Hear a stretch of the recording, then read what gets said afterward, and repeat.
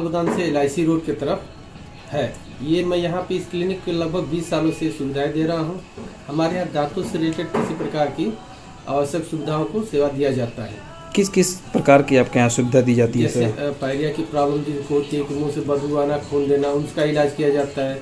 नकली दांत बनाए जाते हैं, फिक्स या आर्थो दांत बनाए जाते हैं। सारी सुविधाएं जो आप दांतों से रिलेटेड किसी प्रकार की समस्याओं का निदान आप मेरी क्लिनिक पे आके करा सकते हैं।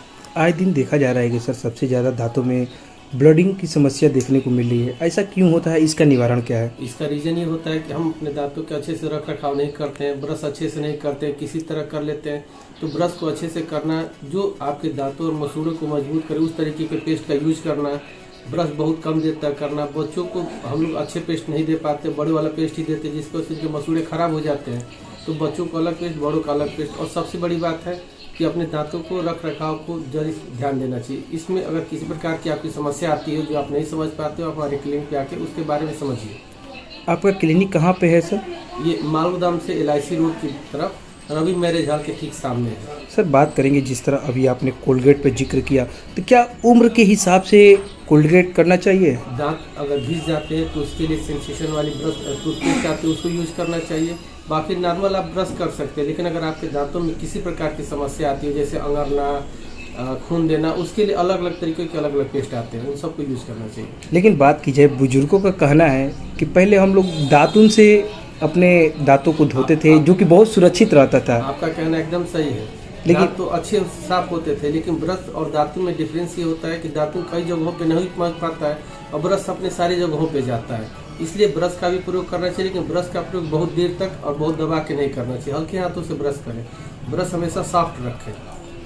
बात करेंगे सर, जिस तरह दांतों से बदबू आना, इस समय ज़्यादातर लोगों को देखा जा रहा है कि लोग पास में बैठे रहते हैं, दांतों से बदबू आता है। ऐसा क्यों होता है सर? दांतों के बदबू आने का कारण, सबसे बड़ा मुख्य कारण होता है आपके मसूड़े की प्रॉब्लम या फिर आपकी पाचन क्रिया का अनियंत्रित होना। इसके लिए आपको माउथ वॉश आता है, उस तरीके का प्रयोग करें। और सबसे बड़ी बात है कि अपने मसूड़े और दांतों का अच्छे से देखभाल करें, जिससे सड़न ना हो और बदबू ना आए।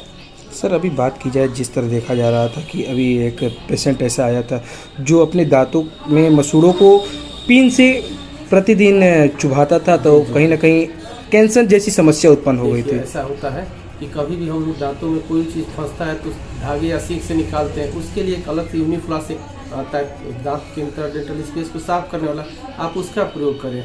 आल्पिन या फिर कोई भी मेटल वाली चीज़ दांतों में नहीं लगाना चाहिए, जिससे सेप्टिक होने के चांस बन जाते हैं। इसलिए दांतों में कभी भी कोई भी समस्या हो तो अपने नज़दीक के डॉक्टर के पास जाएं।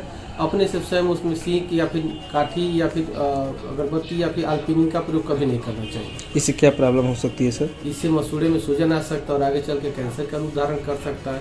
इसलिए किसी भी चीज़ों को अपने से न करके आप नज़दीक के किसी भी डॉक्टर को जाके मिले और उससे अपना निदान करें। जी, हमारा संपर्क सूत्र है मेरा मोबाइल नंबर 9415659785, 15659785 मेरा व्हाट्सअप नंबर है।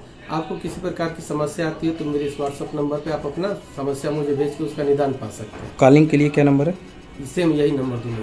क्या दोबारा बोल दीजिए। 9415659785। कभी भी मेरे व्हाट्सएप पे आप अपनी समस्याओं को भेजिए, उसका निराकरण किया जाएगा। अगर जो ज़्यादा असुविधा ना हो तो फिर आके कराएं तो और बेहतर होगा। Thank you sir.